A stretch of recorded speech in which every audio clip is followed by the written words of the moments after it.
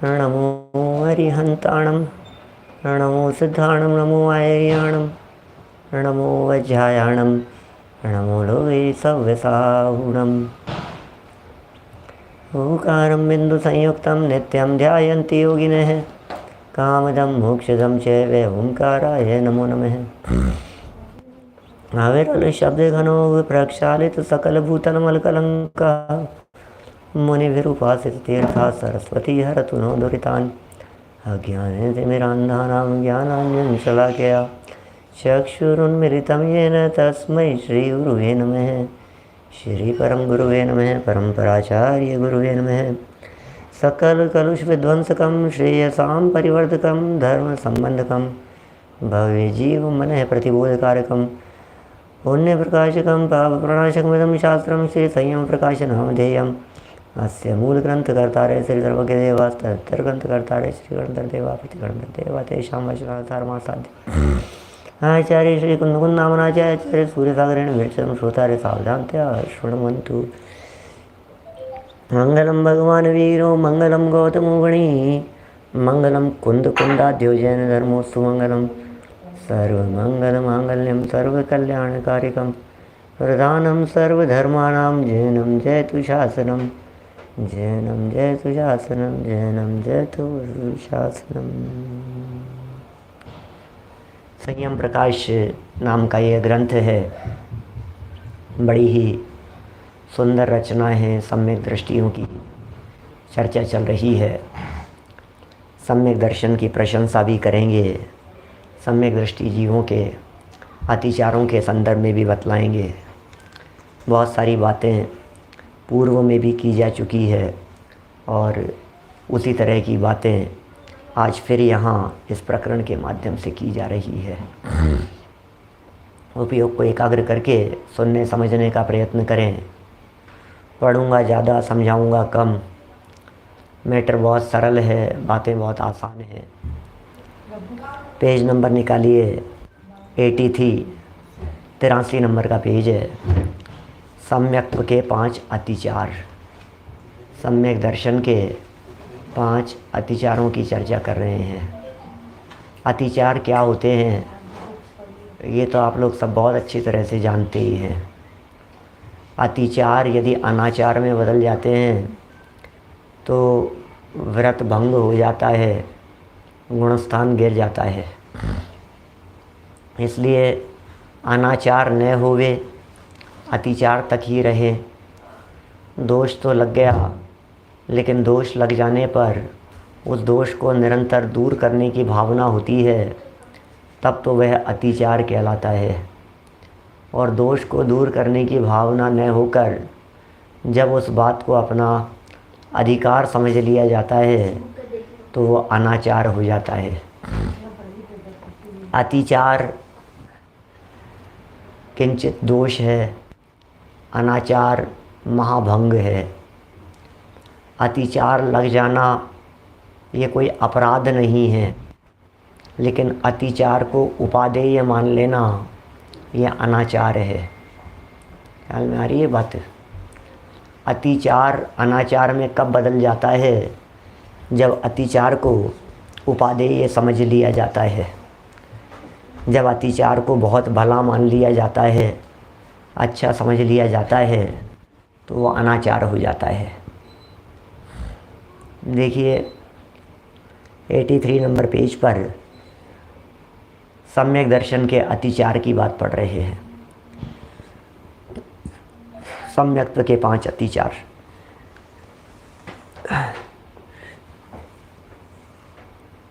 नाटक समय सार का प्रसंग है। कल यह बतलाया था कि नाटक समय सार के 3 ऐसे छंद दिए जिन छंदों में कुछ अलग हटके बातें कही। सम्यक्त्व के दूषण भी कहे, सम्यक्त्व के भूषण भी कहे, और यहाँ सम्यक्त्व के अतिचार बता रहे हैं। लोक हास्य भय भोग रुचि अग्र सोच तिथि में मिथ्या आगम की भगति मृषा दर्शनी से। क्या बात कर रहे हो भाई साहब? ऐसा भी होता है क्या? हाँ हाँ, अतिचार है, नाटक समय सार। गुणस्थान द्वार जो दिया है अंत में 38 नंबर का ये छंद है, वहाँ उस प्रकरण में निम्न 5 अतिचार सम्यक्त्वी को त्यागना आवश्यक है। सम्यक्त्वी को त्यागना आवश्यक है, इसलिए ऐसा भी हम कह सकते हैं कि सम्यक दर्शन प्राप्त करने वालों को ये सब नहीं होना चाहिए, क्योंकि इन अतिचारों के टाले बिना सम्यक्त्व का निर्दोष पालन नहीं हो सकता। इसलिए कहते हैं ना, जब भी किसी चीज़ के पालन की बात कहते हैं तो हमेशा ये कहते हैं निरतिचार पालन, निरतिचार पालन, इसका निरतिचार पालन किया जाना चाहिए, ये बात कहते हैं। जैसे कहा अणुव्रतों का निरतिचार पालन करो, जैसे ऐसा कहा जाता है 28 मूल गुणों का निरतिचार पालन करने वाले। तो निरतिचार पालन का क्या मतलब है? निरतिचार पालन का मतलब ये है निर्दोष रीति से पालन किया जा रहा है, इसका नाम है निरतिचार पालन। मन किसी भी प्रकार का दोष नहीं लगे। अब ये सम्यक दर्शन के लिए 5 बातें कह दिए, इनके अतिचारों को टालो और निर्दोष रीति से उनका पालन करो। एक एक पॉइंट पढ़ते हैं, बहुत सरल बातें हैं, किस तरह के दोष नहीं होने चाहिए पढ़ लेते हैं अपन मैटर को। कुछ ऐसा ज़्यादा चर्चा करने की अपेक्षा भी नहीं है और शांति से अपन धीरे धीरे आगे बढ़ते हैं। लोक हास्य, लोक हास्य क्या चीज़ है? तो कह रहे हैं अन्य लोग हंसी करें तो उस हंसी से डरना, ये लोक हास्य है। ऐसा होता है ना, ऐसा बोला जाता है कि भाई साहब लोग क्या कहेंगे, हैं? सबसे बड़ा है रोग, क्या कहेंगे लोग। तो सम्यक दृष्टि ज्ञानी जीव भी लोगों के बारे में सोचता है। सम्यक दृष्टि ज्ञानी जीव भी लोगों के बारे में विचार करता है। वो भी सोचता है कि लोग क्या कहेंगे, डर भी लगता है, घबराहट भी होती है। लोग हंसी करेंगे, ये बात ठीक नहीं है। लोग हंसी उड़ाएंगे, हैं, मजाक बनाएंगे। भक्तामर में भी इस तरह का प्रयोग किया ना, जब 6ठा श्लोक है भक्तामर स्तोत्र का। ऐसा कहा है ना कि बालक व चेष्टा है मेरी, और मुझे मालूम है कि मेरी इस चेष्टा को देख करके लोग हंसी का पात्र बनेंगे। क्या लोग ये कहेंगे, लेकिन कोई बात नहीं। आलम विहाय जल संस्थित बिंदु बिंबम मन्य क इच्छति जन सहसा गही तुम वक्तुम गुणान गुण समुद्र शशांक कांतान, ये भी है, उसमें भी ये चर्चा। कस्ते क्षमय सुरगुरु प्रतिमोपि बुद्ध्या, मैं किस तरह का कार्य कर रहा हूँ, मैं जो कार्य कर रहा हूँ निश्चित तौर पर देव, अरे मेरे से बहुत बड़े बड़े लोग हुए हैं भाई साहब। क्या बहुत बड़े बड़े लोग इस धरती पर हुए हैं जिन्होंने प्रभावना के क्षेत्र में बहुत बड़े बड़े काम किए हैं। इतने बड़े बड़े लोग हुए हैं जिन्होंने प्रभावना के क्षेत्र में इतने काम किए, कविताएं लिखी, छंद लिखे, गद्य लिखे, ग्रंथ रचनाएं की, आगम ग्रंथों की रचनाएं की। हम तो हैं ही क्या। अल्प श्रुतम श्रुतवताम परिहास धामे त्वदेव मुखरी कुरुते बलान माम, ये है श्लोक। अल्प श्रुतम श्रुतवताम परिहास धाम त्वद्भक्तिरेव मुखरी कुरुते बलान माम। हे भगवान, अल्प श्रुत हूँ और श्रुतवताम लोग मुझे देख करके हंसेंगे। तो यदि तुम्हें ऐसा लगता है कि लोग मेरी मजाक बनाएंगे तो कर क्यों रहे हो? सम्यक दृष्टि भी ऐसा सोचता है, लोग हंसी उड़ाएंगे इसलिए करो ही मत यार अपन तो। ऐसा भी कभी कभी उसके मन में, दिमाग में ये बात आ जाती है और इसलिए वो कार्य करता नहीं है। यह लोक हास्य नाम का उसका अतिचार है, जिससे बचने की प्रेरणा यहाँ दी गई है। दूसरे नंबर का बिंदु देखिए, जिसमें कहते हैं भोग रुचि, विषयों के भोगने की लालसा रखना। विषय भोगों को भोगने की इच्छाएं यदि होती है, लालसाएं यदि होती है, तो वो भी अतिचार ही है। और ऐसी लालसा भी ज्ञानी जीव रखता नहीं है ना। माने यदि भोगों की लालसा रखेगा, पीछे भी काफ़ी बातें हो गई थी इस संदर्भ में। निकांक्षित नाम का उसका अंग है, शंका नाम का उसका दोष है, इस तरह की बातें पीछे कह दी गई थी ना। ये उसी तरह की बात यहाँ कह रहे हैं कि भोग के प्रति रुचि नहीं, विषयों के भोगने की लालसा नहीं रखता है वो, है ना। इसी तरह से देखो आगे बढ़ते हैं, तीसरा पॉइंट देखिए। तीसरा पॉइंट क्या कह रहे हैं? अग्र सोच तिथि। अग्र सोच तिथि ये क्या है?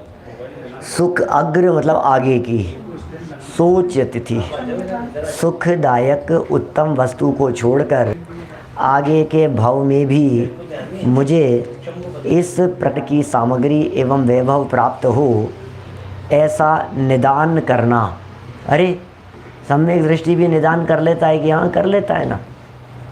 हमने कब कही थी चर्चा, शायद मोक्ष मार्ग प्रकाशक के प्रकरण में आई थी चर्चा, जिसमें पंडित जी साहब ने बहुत सरल शब्दों में इस बात को बतला दिया था कि भैया अभी तो ये गुणस्थान कौन सा है ये भी तो बताओ इसका। कल भी आई थी शायद चर्चा इस तरह की, जैसे ये कहा था कि सम्यक दृष्टि ज्ञानी जीव, निदान होता है सम्यक दृष्टि ज्ञानी जीव की। यद्यपि निदान अच्छी चीज़ नहीं है, लेकिन सम्यक दृष्टि ज्ञानी जीव के जीवन में निदान होता है, क्योंकि अभी गुणस्थान उसके चौथा है। पंचम गुणस्थान वर्ती के भी निदान हो सकता है। छठे सातवें गुणस्थान की भूमिका में, मुनि भूमिका में निदान नहीं होता, मुनिराजों के निदान नहीं होता। इसलिए बात तो भूमिका की है। और फिर जब वो निदान का भाव उनके हृदय में आ जाता है तो फिर वो निदान को अच्छा भी नहीं मानता है। अभी आप पूछ रहे हैं, सामने से प्रश्न खड़ा हो रहा है कि निदान क्या चीज़ होती है। निदान बहुत खतरनाक चीज़ है। निदान के अंदर ऐसा कहा जाता है तथास्तु। तथास्तु मतलब समझ गए आप? आपने किसी तरह की डिमांड रखी और वो काम पूरा हो गया, इसका नाम है निदान। तो आप कहेंगे तो बहुत अच्छी बात है, निदान तो कितना अच्छा है, हमने जो चाहा और वो हो गया, हमने जो मांगा और हमें वो मिल गया, इसका नाम निदान है क्या? बोलो, सोचना ज़रा। माने मेरा कहने का मतलब यह है कि जैसा सोचा वैसा हो गया, तो इसमें बुरा क्या हुआ? इसमें बुरा ये हुआ कि आपकी भिखारीपन की वृत्ति। इसमें बुरा ये हुआ कि आपने जो मांगा था वो तो हो गया, लेकिन आपकी डिमांड जितनी थी उतनी भी हो गई, लेकिन वो डिमांड ही कम थी आपकी, आपको पता ही नहीं है। मैं इसको कई उदाहरणों से इस बात को समझाता हूँ, और इस तरह से मैं समझाता हूँ प्रकरण को। मैंने कई बार इस तरह की परिस्थितियाँ बन जाती है जिन परिस्थितियों में हम मांगने लगते हैं, भिखारीपन की वृत्ति हो जाती है। हमारे मन में ऐसा आता है कि यार मांग लो, कह दो, लेकिन जो व्यक्ति मांगता है वो व्यक्ति अपने पुण्य को घटाता है। जो भी व्यक्ति कुछ भी मांगता है, डिमांड रखता है, इसका मतलब उसने अपने पुण्य को घटा लिया है। एक बात ये मान करके चलिए आप, 100% इस बात को मान करके चलिए, कोई भी व्यक्ति, जो व्यक्ति मांग रहा है, आपको क्या लगता है मांगने से मिल जाता है? मांगने से चीज़ मिल जाती है? सोचना, एक बार गंभीरता से विचार करना। आपकी डिमांड एग्जैक्ट तो होगी नहीं क्या? या तो कम होगी या ज़्यादा होगी, जितना आपके भाग्य में, जितना आपकी किस्मत में है ना। यदि आपकी डिमांड ज़्यादा है तो आपको क्या लगता है ज़्यादा दे देगा सामने वाला व्यक्ति, और डिमांड कम है तो कम में ज़रूर निपट जाएंगे आप क्या? अब आप सोचना ज़रा, मैं जो बात कह रहा हूँ, मैं निदान समझाने की चेष्टा कर रहा हूँ। मैं कई कहानियाँ इस संबंध में आपको सुना सकता हूँ, कई प्रसंग में आपको इस संदर्भ में सुना सकता हूँ, निदान के संदर्भ में। ये निदान चीज़ क्या होती है? निदान का मतलब जो मांगा वो मिल गया, लेकिन मांग कम थी, आपके पल्ले इतना पुण्य था कि आप 16वें स्वर्ग में चले जाएं, और आपने कहा नहीं, हे भगवान मुझे तो पहला दूसरा, हे भगवान मुझे तो पहला दूसरा स्वर्ग, भवनात्रिक में नहीं जाना है, पहले दूसरे स्वर्ग के अंदर चले जाओ, कम से कम पहला दूसरा स्वर्ग तो मुझे मिल ही जाए। आप सोच नहीं सकते हैं, पुण्य घटा लिया आपने और पहला दूसरा मिल गया आपको, तथास्तु। मिल जाएगा। भिखारी ने मांगा, मजदूर ने मांगा आपसे दिन भर मजदूरी करने के बाद में, पहले से तय कर ले हुए तो बात अलग है, लेकिन यदि तय नहीं किया था और बाद में शाम को जाते समय आपने पूछा कि दिन भर मजदूरी की है, बोल क्या करेगा, क्या चाहिए तुझे, और उस मजदूर ने ये कह दिया कि बाबूजी दिन भर का भूखा हूँ, 2 सूखी रोटी मिल जाए तो बस बहुत है मुझे, तो और क्या चाहिए। देने वाला व्यक्ति तो 800 रुपये मजदूरी देने वाला था, देने वाला तो 500, 600, 700 रुपये देने वाला था। इतना देने वाला था कि यदि तो रोटियों की बात करे तो 3 दिन रोटियां खा सकता है उसके माध्यम से, लेकिन उसने एक टाइम की रोटी मांग ली तो तथास्तु, कोई बात नहीं, ऐसे लगता है चमत्कार हो गया, ऐसे लगता है मैंने जो मांगा वो मिल गया। लेकिन जो मिला है वो अधूरा मिला है, इसलिए कभी भी मांगना नहीं, इसका नाम निदान है। जनागम में से निदान कह करके पुकारा गया है। ऐसा निदान यदि वो कर लेता है, करना अच्छी बात नहीं है, लेकिन आगे के लिए यदि वो इस तरह का निदान कर लेता है भोग सामग्री के संदर्भ में, वैभव के संदर्भ में, भविष्य के लिए इस तरह का यदि वो निदान करता है तो वो निदान अच्छा नहीं है, निदान को भला नहीं माना गया है, निदान को छोड़ने योग्य, त्याग करने योग्य समझा गया है, कहा गया है जनागम में। और भी बहुत सारे उदाहरणों से समझाता हूँ मैं। जब कभी इस तरह के प्रसंग पहले कभी हमने निदान के संबंध में लिए हैं और समझाए हैं, हमने ऑटो रिक्शा के उदाहरण के माध्यम से भी समझाया है, कई लोगों को याद आ गया होगा। जब कभी हमने लोगों को ये उदाहरण समझाए हैं, निदान वाला प्रकरण समझाया है, तो एक राजा के प्रसंग को भी हमने समझाया है। राजा और मंत्री जंगल में गए थे, याद आ गया होगा, रास्ता भूल गए, भटक गए, खाने पीने की व्यवस्था नहीं थी, और वो किसी बालक ने दूर से आता हुआ दिखाई दिया, रास्ता भटक गए थे, कुछ नहीं था उनके पास में। दूर से आते हुए किसी एक बालक को देखा और कुछ उम्मीद बन गई कि ये बालक कुछ खाने पीने को ले आएगा। ऐसा पूरी कहानी बहुत शॉर्ट में सुना रहा हूँ आपको। फिर क्या हुआ, वो बच्चे को इशारा किया पानी पीने के लिए, बच्चा आ गया, आकर के उसने पानी भी पिला दिया, कुछ फल वल भी ले आया, कोई भला दिखाई दे रहा था। और ऐसा होने पर वो तो बच्चा तो पानी और फल दे करके जा रहा था। राजा और मंत्री विचार कर रहे थे कि यार बच्चे, आज तो इसकी वजह से अपनी जान बच गई, इसकी वजह से हम भूखों मरने से बच गए, इसकी वजह से ऐसा हुआ, क्या करें, इसको कुछ तो देना चाहिए। बच्चा यद्यपि देकर के आगे बढ़ गया, लेकिन उसे ऐसा लग रहा था कि इतना कुछ किया मैंने, इन्होंने कुछ दिया ही नहीं मेरे को, यार कैसे लोग हैं, इनको कुछ देना तो चाहिए था। राजा और मंत्री भी विचार कर रहे हैं और बच्चा भी विचार करता करता आगे बढ़ता चला जा रहा है। आप देखिए 10-20 कदम आगे बढ़ा होगा, राजा और मंत्री ने आपस में विचार करके ये कह दिया, सोचा ऐसा कि इस लड़के को जिस गांव में रहता है उस गांव की जागीर दे दी जाए, जमींदार बना दिया जाए, इसको जागीर इसके नाम कर दी जाए, पूरा गांव इसके नाम कर दिया जाए, इतना सब कुछ इसको दे दिया जाए, अपने क्या फ़र्क पड़ता है, ये गांव इसके नाम कर देंगे तो। ऐसा सोचा। पीछे से मंत्री ने आवाज़ लगाई उसे, ए लड़के इधर आ, लौट कर के आ।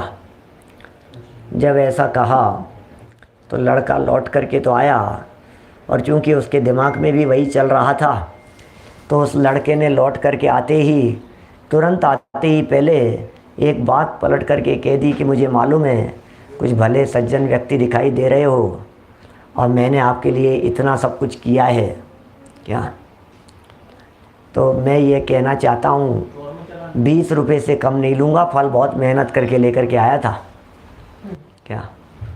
क्या बोला बच्चा, 20 रुपये से कम नहीं लूँगा, आप कुछ देना चाहते हो तो क्या, उससे कम नहीं लूँगा मैं।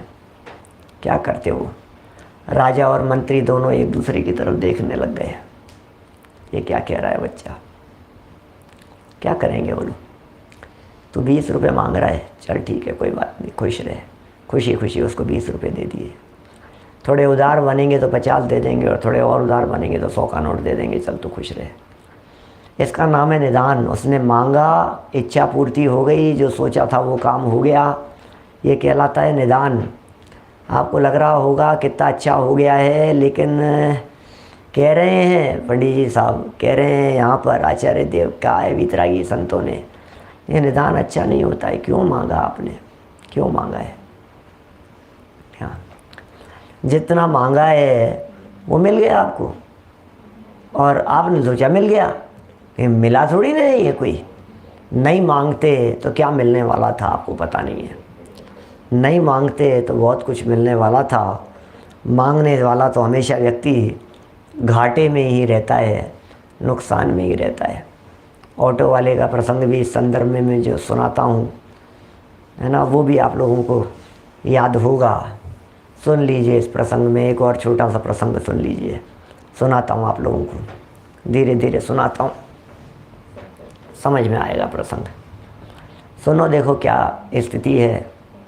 आप बराबर घर से बाहर जाते रहते थे, आते जाते रहते थे, और स्टेशन पर आए। आपको मालूम है स्टेशन पर ऑटो लेकर अपने घर तक पहुंचने में 50 रुपये लगते हैं, आपको पता है इस बात का। ऑटो पकड़ा, अपने घर आ गए। आप भूल गए ऑटो वाले से कुछ भी पूछना, रेट पूछना भूल गए। आपको मालूम है आते जाते रहते हैं, 50 रुपये लगते हैं, बात खत्म हो गई। उसमें क्या क्या पूछना, आते जाते रहते थे, 50 ही देते थे हमेशा। घर पहुंचने के बाद में ऑटो वाले से आपने पूछा, भैया क्या लेगा? क्या? ऑटो वाले ने कहा 150 रुपये लूँगा। बोलो दोगे कि नहीं दोगे आप? रोज़ आते जाते हो, 50 रुपये देते हो ऑटो वाले को। आज आपने उतरने के बाद में पूछ लिया उससे कि क्या लेगा, और वो कहता है 150 रुपये लूँगा। आप क्या कहेंगे? दे देंगे? दिमाग ठीक है क्या तेरा? रोज़ आता हूँ, पहली बार आया हूँ क्या? 50 रुपये लगते हैं, ज़्यादा होशियार बनने की ज़रूरत नहीं है। नया आदमी हूँ क्या मैं? नया समझ रखा है क्या मुझे? 4 बातें सुनाएंगे, और 4 बातें सुना करके उसे 50 का नोट उसके हाथ में थमाएंगे, बहस करेंगे। नहीं मानेगा तो 50 की जगह 70 दे देंगे, 100 दे देंगे, 150 तो फिर भी नहीं देंगे, वो भी बहस करेगा। अपन ही कहेंगे यार कोई बात नहीं, गलती हो गई, हमारी गलती है, कितनी तू मैं होगी, अच्छा चलो कोई बात नहीं। आप नहीं देंगे ना उसे। अच्छा एक बात कहता हूँ, यदि वो ऑटो वाला, आपने पूछा कि कितने रुपए लेगा, और यदि वो ऑटो वाला पलट करके ये बात कहता है 30 रुपये दे दो बाबूजी, 30 रुपये, क्या? तो आप कितने पैसे देंगे? रोज़ 50 देते हैं आप क्या?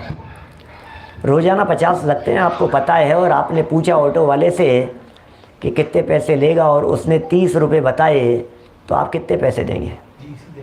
30 ही देंगे ना। मैं आपसे पूछता हूँ 30 क्यों देंगे? क्या सब लोग लिख रहे हैं सामने से 30 ही देंगे? 30 क्यों देंगे भाई साहब? बोलो 30 क्यों देंगे? सचिन जी, इसलिए आप सीधी सी बात कह सकते हैं, अरे पंडित जी क्या बात कर रहे हो, उसने मांगे 30, अपने दे दिए 30, इसमें क्या है सचिन जी? सीधी सी बात है, 30 मांगे 30 दे दिए। अच्छा, और 200 मांगता तो है कैसे दे देते? क्यों? इसका मतलब मांगने से नहीं दे रहे हो आप। अच्छा चलो कोई बात नहीं, एक बात और पूछता हूँ, यदि वो ऑटो वाला ये कह देता आपसे, आपने पूछा कि कितने पैसे देने हैं भाई, और वो ये कह देता बाबूजी जो उचित समझो सो दे दो, तो आप कितने देंगे? समझना मैं कुछ कहना चाह रहा हूँ क्या? क्या यदि वो ऑटो वाला ये कहता कि बाबूजी जितने उचित समझो उतने दे दो, तो आप कितने देंगे? 50 50 50। सीधी सी बात है, इसमें क्या है? 50 ही देंगे, क्योंकि 50 ही देते हैं, हमें मालूम 50 ही लगते हैं, इसमें क्या है? ईमानदार हैं भाई, हम कोई बेईमान थोड़ी ना है। यही कहना चाह रहा हूँ, कम मांग लिए तो कम में निपट जाएगा, ज़्यादा मांग लिए तो सामने वाला ज़्यादा देगा नहीं, और कुछ नहीं मांगा तो जितना किस्मत से मिलना है उतना ज़रूर मिलेगा। यही तो है भाई साहब। भगवान के पास जाकर के भी भिखारीपन रखा, मांग लिया, डिमांड कर ली, मुझे ये मिल जाए, मैंने ये विधान किया था, इतना तो मुझे मिल जाना चाहिए, ये पूजन की थी, इतना तो मिल जाना चाहिए, मैंने अनुष्ठान किया था, इतना तो मुझे मिल जाना चाहिए। कि अरे मूर्ख, कि जो तू मांग रहा है, यदि ये तेरी डिमांड ज़्यादा हुई तो गलत फहमी में मत रहना कि मिल जाएगा, नहीं मिलेगा। और डिमांड कम हुई तो कम में सलट जाएगा, और कोई डिमांड नहीं हुई तो जितना मिलना है उतना मिलेगा।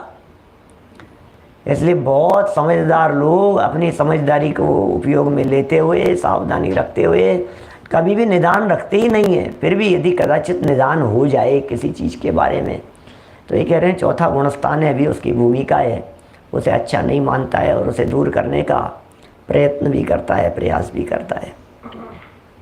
हो गया ना ये 3 नंबर का पॉइंट। अग्र सोच तिथि माने सुखदायक उत्तम वस्तु को छोड़कर आगे के भव में भी मुझे इस प्रकार की सामग्री एवं वैभव प्राप्त हो, ऐसा निदान करना हो। क्या कहता है? जिन धर्म की भावना बताए, फिर से यही जिनालय जिनवर शरण मिले, ऐसा सोचता है ना। हे जिनेंद्र देव, बार बार में बुद्ध जाँच हूँ तुम भक्ति भव भव दीजिए शिवनाथ जी। हे भगवान, मुझे तो आपके चरणों की शरण मिल जाए। हे प्रभु, मुझे तो भव भव में बस आपका साथ मिल जाए। हे प्रभु, बस आपके चरणों की शरण। हे प्रभु, बस जैन कुल मिल जाए। हे भगवान, जैन धर्म मिल जाए मेरे को अगले जन्म में, यही सोच रहा है। लेकिन जिनवाणी ये कह रही है, तूने ये वर्तमान भाव को प्राप्त करके क्या किया, पहले ये बता। कि क्या बात कर रहे हो साहब, वर्तमान भाव को प्राप्त करके मैंने काम तो किए थे। मैंने बोले नहीं, तुझे नहीं मिलेगा। तुझे यदि आत्म कल्याण करना है, अपने जीवन को सार्थक करना है, तो इस जीवन को ही सार्थक कर ले। और यदि नहीं किया है तो अगले भाव की उम्मीद मत रखना। फिर भी नहीं, अगला तो मिल ही जाए। इस भाव में तो मैं कर नहीं पाया, संयम ले नहीं पाया, छठे सातवें तक पहुंच नहीं पाया। अगली बार जब मनुष्य बनूंगा ना, तब तो ये भी कर लूँगा, ये भी कर लूँगा और ये भी कर लूँगा। गलत फहमी है बहुत बड़ी। तो मुझे इस प्रकार की सामग्री एवं वैभव प्राप्त हो, ऐसा निदान करना। ये अग्र सोच तिथि नाम का तीसरा अतिचार बनारसी दास जी ने कहा। चौथा अतिचार कहते हैं बनारसी दास जी, मिथ्या आगम प्रशंसा। ओहो, ये क्या क्या खतरनाक खतरनाक बातें हैं भाई साहब। ये मूढ़ दृष्टि जैसी बात कही थी ना पीछे, अमूढ़ दृष्टि अंग कहा था, मूढ़ दृष्टियों जैसी बात कही थी, दोष कहा था। अब ये अतिचारों के अंदर भी वापस कह दिया है। हिंसा आदि के पोषक मतों की व कुशास्त्रों की प्रशंसा करना तथा मिथ्या दृष्टियों को देखकर उनकी भक्ति करना और अपने को धन्य मानना, ये सब मिथ्या आगम प्रशंसा कहलाता है। ये सब मिथ्या आगम प्रशंसा है। सोचिए, आपने पढ़ लिया, कहीं कुछ देख लिए, खोटे शास्त्र देख लिए, आप उनकी प्रशंसा करने लग गए, मिथ्या दृष्टियों को देख करके उनकी भक्ति करने लग गए, उनके विनय करने लग गए। अरे भाई, उनकी क्या विनय कर रहे हो आप? उनके माध्यम से जीव मिथ्यात्व का पोषण करते हैं, उनके माध्यम से जीव अपने विपरीत आचरण का पोषण करते हैं, अनंत संसार में रुलने का कार्य कर रहे हैं। और आपके द्वारा की गई प्रशंसा लोग उनको उस दिशा में कदम बढ़ाने के लिए प्रेरित कर देंगे। आपने जिसकी अनुमोदना कर दी, आपने जिसकी प्रशंसा कर दी, क्या जिसकी प्रशंसा आपने कर दी, फिर क्या होगा? सामने वाले व्यक्ति क्या करेंगे? आपने की है भाई सब प्रशंसा, लोग उससे जुड़ेंगे, लोग उसको अपनाएंगे, लोग उसका पालन करेंगे, फिर उस दिशा में उस पथ पर चल पड़ेंगे। गलत रास्ते का प्रचार आपके माध्यम से न हो जाए, इस बात का ध्यान, इस बात का विवेक आपको रखना ही चाहिए। ठीक है ना? हिंसा आदि के हो गया ये सब। भक्ति करना, अपने को धन्य मानना, मैं उसकी भक्ति कर रहा हूँ, मैं उसकी प्रशंसा कर रहा हूँ, ऐसा। चलिए अंतिम पॉइंट देखिए, 5वें बिंदु की तरफ हम बढ़ रहे हैं, है ना। ये अंतिम बिंदु पढ़ लेते हैं अपन, थोड़ी सी चर्चा कर लेते हैं, 2-4 मिनट, फिर कल बढ़ा लेंगे। फिर जैसा कि देखते हैं, मिथ्या दृष्टि सेवा। जो मिथ्या दृष्टि हो अथवा बाह्य आचरण से मिथ्या दृष्टि प्रतीत हो, ओहो, स्वयं मिथ्या दृष्टि हो और बाह्य आचरण से भी वो मिथ्या दृष्टि प्रतीत भी हो, उसकी सेवा भक्ति आदि करना। अब आचरण से देखो, वैसे तो मिथ्या दृष्टि है, इस बात का हमें पता भी नहीं लगता है, हमें मालूम भी नहीं चलता है ये मिथ्या दृष्टि है या नहीं है। ऐसा मालूम भी नहीं चलता है। और यदि हमें कदाचित मिथ्या दृष्टि का पता लग गया कि ये मिथ्या दृष्टि है, और यदि मालूम चल गया तो और बाह्य आचरण से पता लग रहा है कि ये तो मिथ्या दृष्टि है ही है, जिसका आचरण ही खराब है, उस व्यक्ति को कैसे सम्यक दृष्टि कह सकते हैं। माने इसमें ये बात भी छिपी हुई है कि सम्यक दृष्टि ज्ञानी जीवों का बाह्य आचरण भी उत्कृष्ट होता है, सम्यक दृष्टि ज्ञानी जीवों का बाह्य आचरण भी निर्मल होता है, परिष्कृत होता है।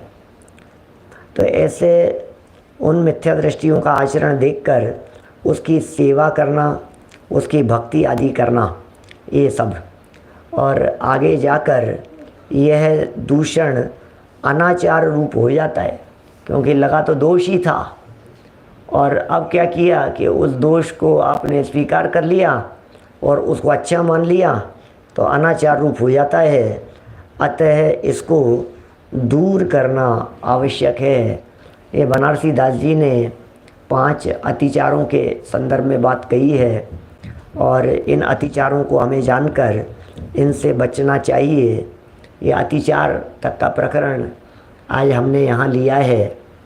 कल हम सम्यक्त्व की प्रशंसा वाले प्रकरण से आगे बढ़ाएंगे। आज एक कार्यक्रम हमारे समयसार विद्या निकेतन का भी है, वहाँ भी हमें पहुँचना है। समय तो शेष है, लेकिन सब लोगों के मैसेज भी आ रहे हैं और कुछ अनुकूलता भी नहीं दिख रही है। हम कल ही विषय को आगे बढ़ाएंगे।